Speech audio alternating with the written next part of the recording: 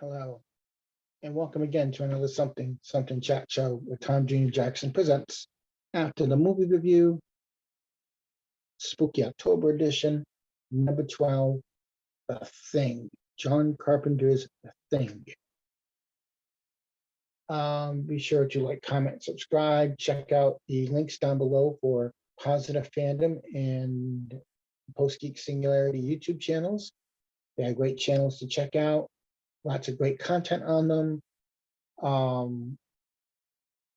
Be sure to like, comment, subscribe on them. Let them know that you heard about their channels from me. Thank you very much for that little help, because it always helps. It's always good to help out fellow YouTubers as well. Let's get into this review of John Carpenter's The Thing. 40 years ago this year, on June 25th, 1982, John Carpenter brought one of the greatest paranoid thrillers, mysteries, horror films of all time. And that film is The Thing. Out of all the films that John Carpenter has made, he said that The Thing is his personal favorite. This is one of those films where you can actually feel the paranoia, the intensity of this film, and it projects it. And you can watch this movie anytime, and this film holds up so well. It's a fantastic film, but I digress. In a nutshell, this film is about a research team in Antarctica that is hunted by a mysterious shape-shifting alien that assumes the appearance of its victims. The film script was written by Bill Lancaster, and Bill Lancaster has only written 3 films. The Bad News Bears, I think one of its sequels, and this film. Bill Lancaster is the son of the great Burt Lancaster, and the first Bad News Bears film is loosely based on his experience with his father as a Little League coach. So the Walter Matthau role in the Bad News Bears is sort of based on Burt Lancaster a little bit. This film is based on John W. Campbell Jr.'s book, Who Goes There, which is a fantastic book. I have the audiobook.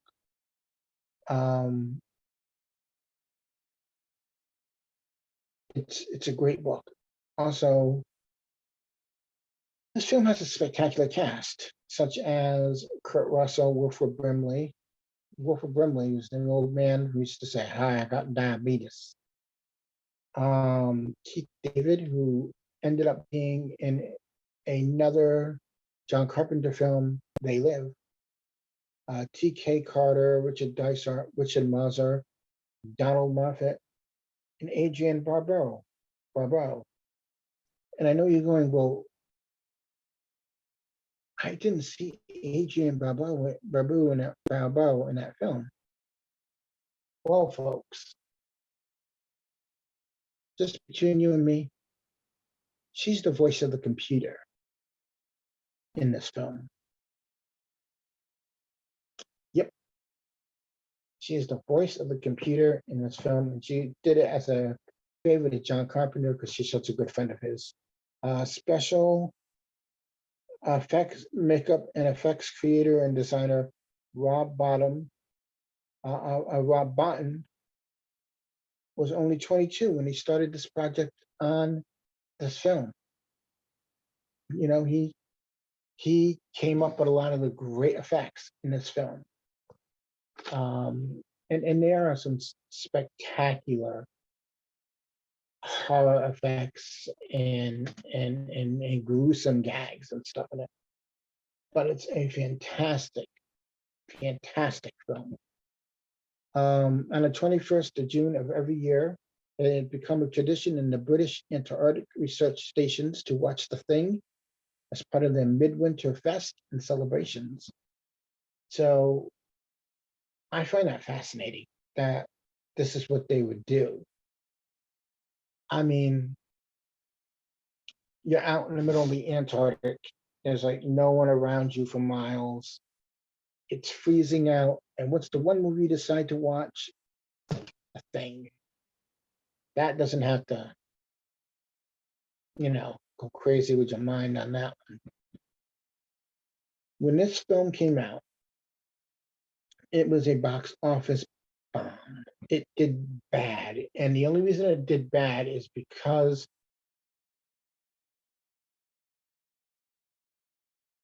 it came out at a time when you had The Thing, you had Blade Runner, and then you had E.T. And the movie that surpassed Blade Runner and The Thing was E.T. E.T. beat out all the films. So that's why some of these films didn't do well because of E.T. And the critics panned it for its gory effects, the tone, and the characters. And it only became a success because it found its niche core cult group of fans on home video. And you don't see that often, and what we do nowadays. But I mean, back then, that's when all that started happening. So if a movie didn't do well, sometimes it would come out onto home video, and it would find its audience that way. John Carpenter considers this to be the first of his apocalyptic trilogy. The first being Prince of Darkness from 1987, the second being In the Mouth of Madness. In the Mouth of Madness is another great movie. It's bonkers, just bonkers nuts. And also to round out the other two, they round out the other two parts of the trilogy. And so you would have The Thing, and then Prince of Darkness, and then In the Mouth of Madness, which came out in 1994. So all three of these films are part of what he calls his apocalyptic trilogy, which I think is pretty cool. Would be even cool if he did it where somehow he could have connected them all together so that they would, be like a little shared universe. Now, here's where it gets interesting. Nick Nolte turned on the role of MacReady, who is played by, I'm trying to think here, Kurt Russell. But then again, so did Jeff Bridges. So Jeff Bridges and Nick Nolte turned down the lead role in this film. I find that really, really interesting. Bill Lancaster wrote this script with Clint Eastwood and Harrison Ford in mind as the lead roles. And an unknown Fred Ward even campaigned for that lead role. So think about this. This movie was almost made with either Harrison Ford or Clint Eastwood. Can you imagine the thing with Clint Eastwood or Harrison Ford in it? Think about that, and think about how the tone and the dynamics for this film would change if either one of them were the lead in this movie. Let me know what you think of that down in the comments. In the novel, there are only 37 characters, and it takes place in the Arctic. And Bill Lancaster shortened it down to 12 characters and moved it into Antarctica, which, it's still a frozen place. And it works pretty good with 12. 37 would have been very hard to keep up with each character because you can only have so many roles in such a confined space, and each one has their own amount of screen time. So it would be very, very difficult to do that. this is one of those movies that you can watch anytime, but the best time to watch is like right around now in October. Perfect time. It's a perfect horror movie. And again, this is another one of those movies where it just flows, and before you know it, it's over. But the tension is in it. The paranoia really works with this film because it goes with, are you human? Are you human? Are you who you say you are? And then it's a lot of finger pointing. It's a lot of shape shifting in it. There's so much packed into this movie, and the amount of time that it is. It is awesome, awesome, and it's one of my favorite Kurt Russell films. And Kurt Russell's been in the business for a very, very long time. He started out in Disney films. Like he did it. One of my favorite Disney films of his is the horse with the gray flannel suit, and he also did the computer that wore tennis shoes. I've never seen that one. I have it, but I've never seen it. That one had to be a review at some point. But that launched like a whole little trilogy of films there.